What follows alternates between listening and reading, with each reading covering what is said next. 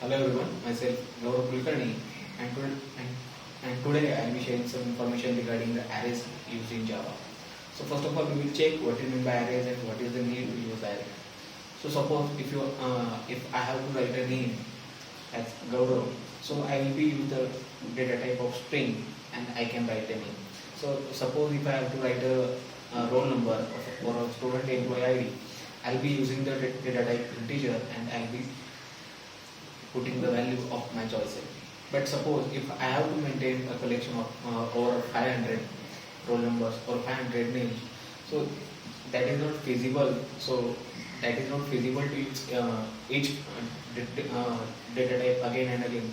It will be this task will become more easy and very tedious also. So to overcome that drawback, the arrays have been introduced. So arrays can store multiple values of similar data types and similar form. So we can define the array is nothing but it is the computation of data or array from a similar data type. So in array, the value of the first integer is stored at the 0th index, and the second the second element will be the value of the second element will be stored on the first index, and so on. While we have been in decimal fraction, we are using the integers from 1 to 100 or beyond that. But in case of arrays, the indexes start from the 0. So whatever the element you have been specified in the first time will be allocated to the 0th index, and the next element will be allocated to the first index, and so on.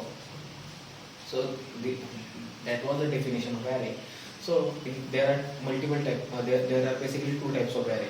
The first one is a one-dimensional array, and the second is a multi-dimensional array. So we will check the difference between them. So first is the one-dimensional array. So one-dimensional array is also known as linear array. The elements are stored. In a single row. So you can get the elements of array just by incrementing the first element and so on. So when you increment the first element by 1, the next element will pop up. The syntax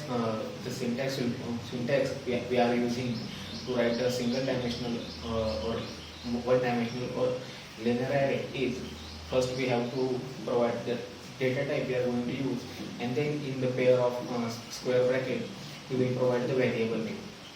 So example, suppose I have to create a data type for storing roll numbers of people. So I will be taking an array of integer data type and then the square bracket, the pair of square bracket and containing the variable a.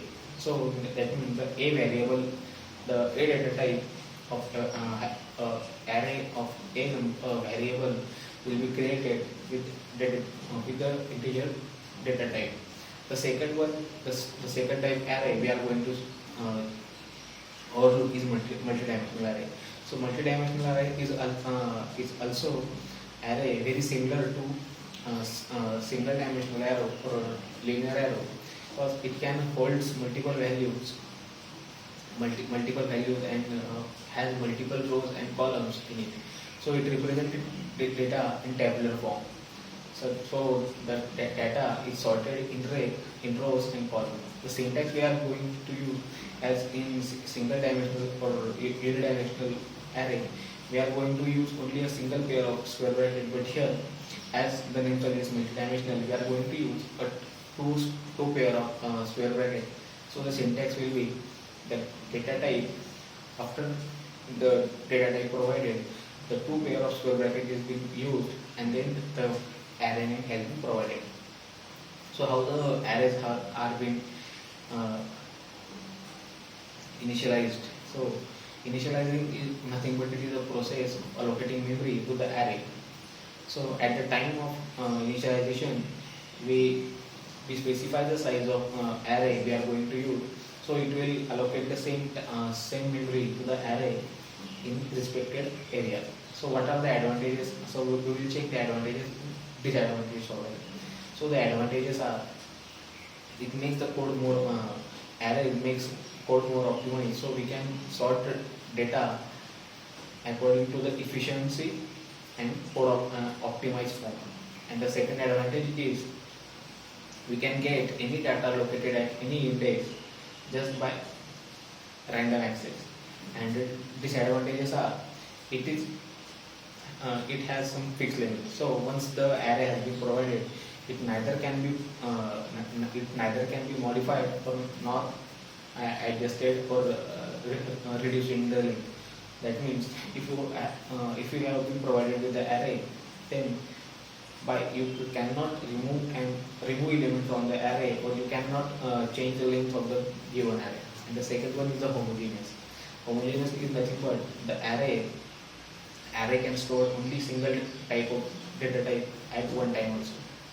That's it for today. Thank you.